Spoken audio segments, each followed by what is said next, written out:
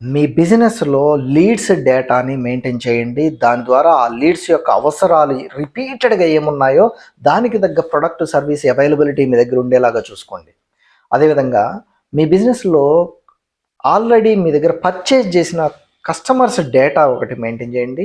ఆ డేటాని మీరు ఉపయోగించుకోండి.